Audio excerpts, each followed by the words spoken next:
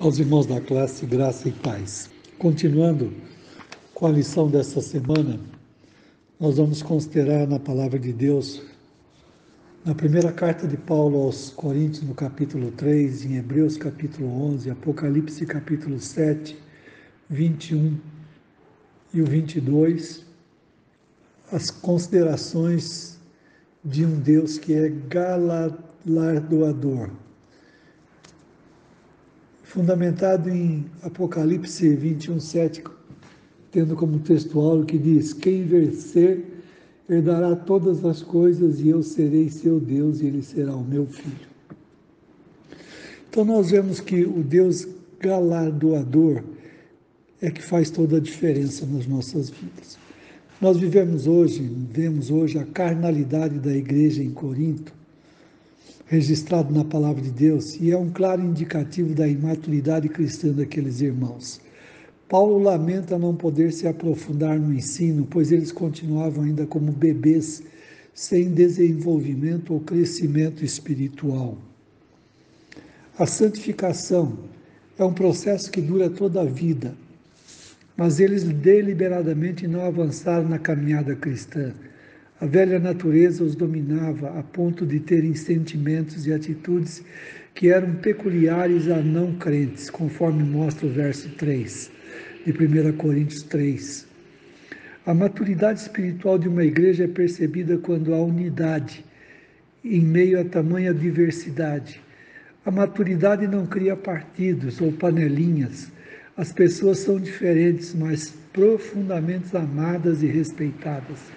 Os crentes de uma igreja são maduros quando enxergam que o que os une é muito maior do que aquilo que os separa.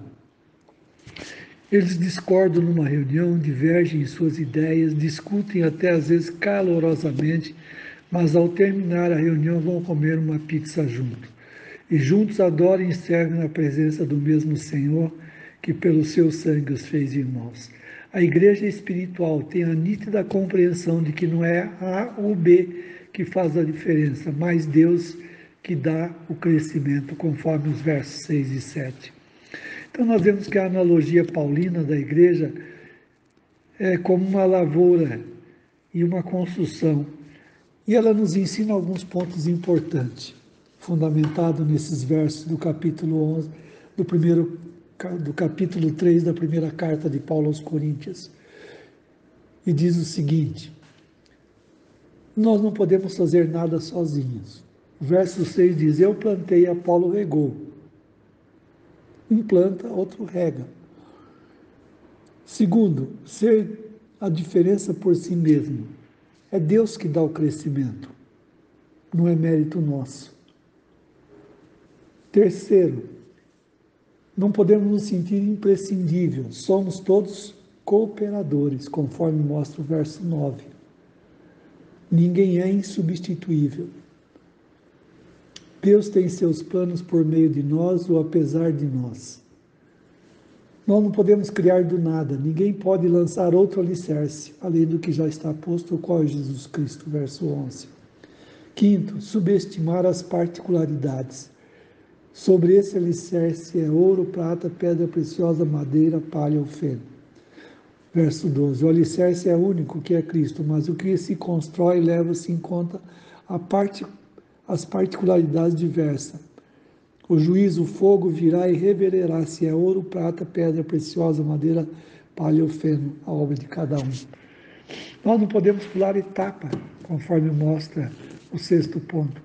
A obra de cada um se manifestar, pois naquele dia a demonstrará, o verso 13. Sétimo ponto, falando sobre essa lavoura, ter resultados antes de investir. Se a obra que alguém construiu permanecer, esta receberá a recompensa, o verso 14.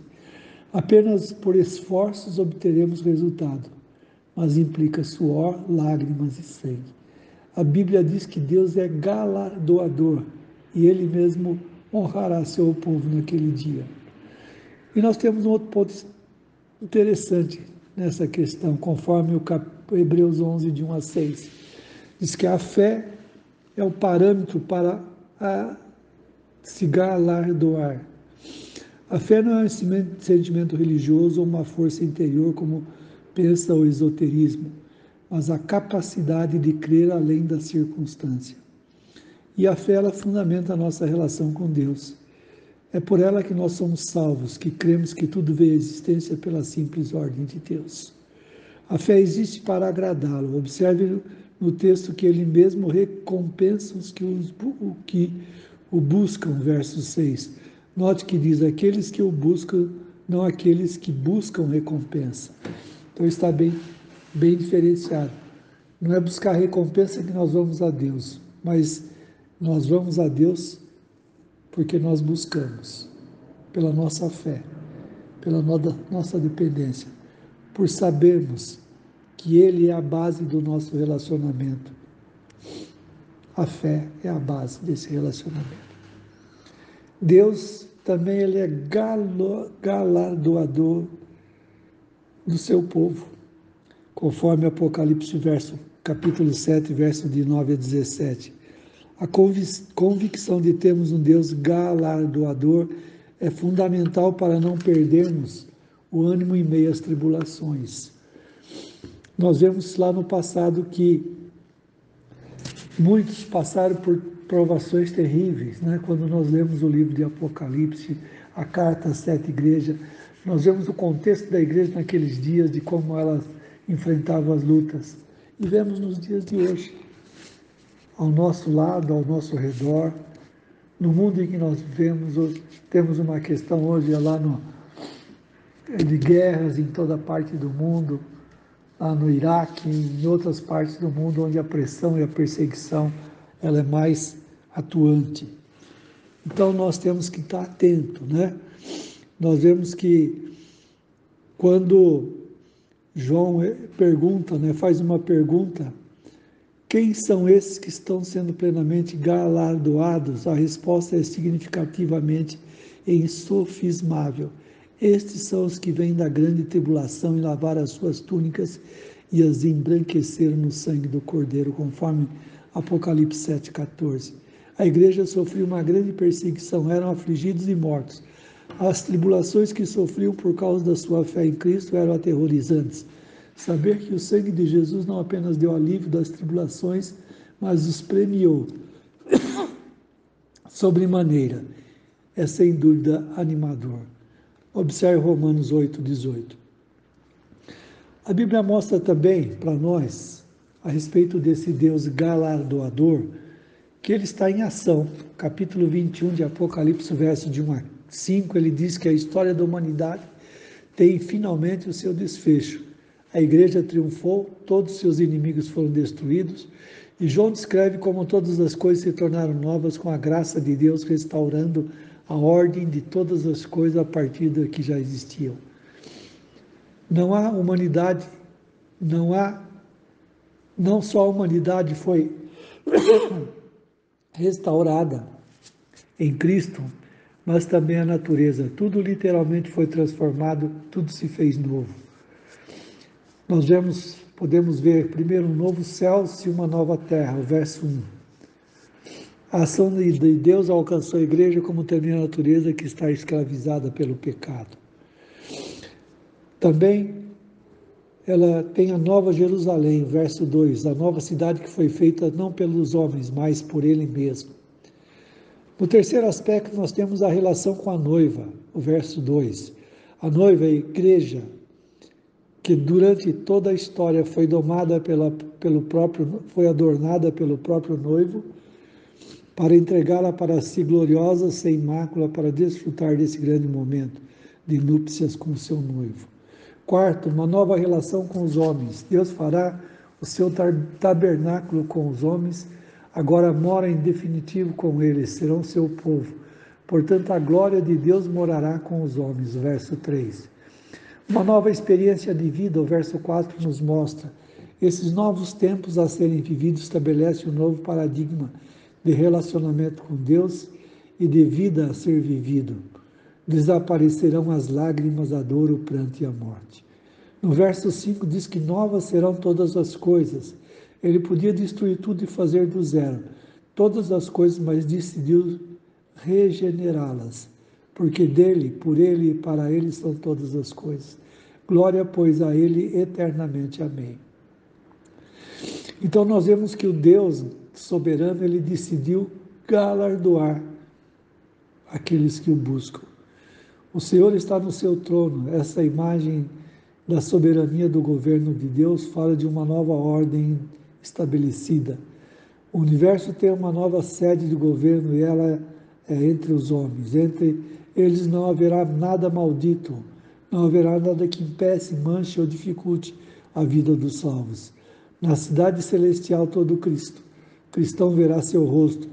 Vai cumprir assim a promessa de Mateus 5,8. Os puros de coração verão a Deus. A vinda de Cristo é iminente, trará com ele sua recompensa, pagará a cada pessoa segundo as suas obras.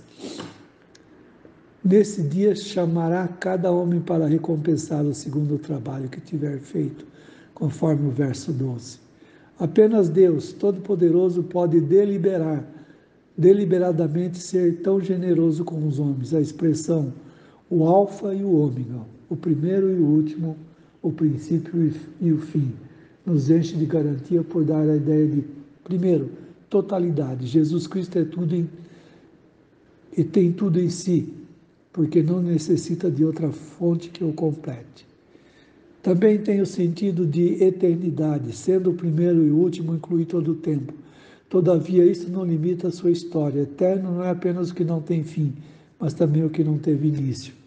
Tem toda a autoridade, apenas um ser total e eterno tem toda a autoridade para estabelecer uma nova ordem em todo o universo. Todo o poder é um atributo exclusivo do Deus que nos ama. E um final feliz. Está claramente entendido porque somos mais do que vencedores.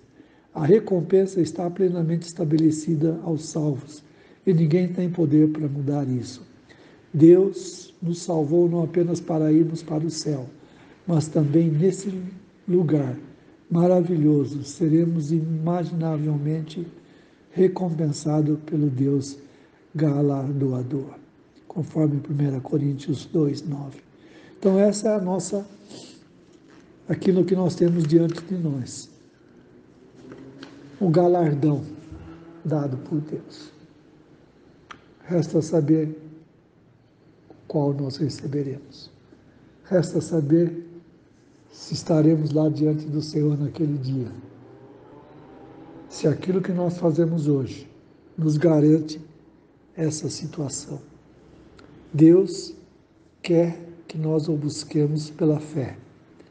Não quer que nós busquemos por recompensa. A recompensa virá dele independente de nós. Se nós merecemos, nós receberemos. Se nós não merecemos, não receberemos. Não queremos estar naquele dia dentro de Jesus onde ele diz, não te conheço. Mas queremos estar naquele dia entre aqueles que ele diz, vinde a mim, aqueles que andaram comigo todo esse tempo. Recebam a recompensa. Por isso é importante que cada um de nós possa meditar e avaliar essas questões no nosso viver de cada dia.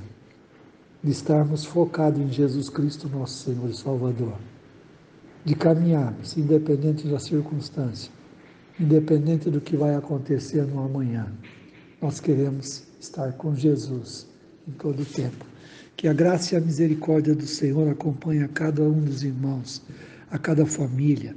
Que continuemos orando pela igreja, pela vida do ministério pastoral, pelos projetos da igreja agora com o Colégio Batista, com a vida dos nossos irmãos que estão passando por momentos difíceis, de luto, pela vida de todas as famílias da igreja, pela vida, Senhor, daqueles que carecem de uma renovação espiritual, que precisam, Senhor Deus, se integrar na tua casa, que precisam deixar de lado se pertence a esse ou aquele grupo, mas que sejam servos do Senhor, que possamos estar em harmonia, unidos, olhando para frente, sabendo que os dias estão tão próximos, que Jesus breve voltará e nós queremos ser daqueles que serão contados com Ele na eternidade. Que a graça e a paz do Senhor seja com todos. É o que eu oro nesse momento, no nome precioso de Jesus. Amém.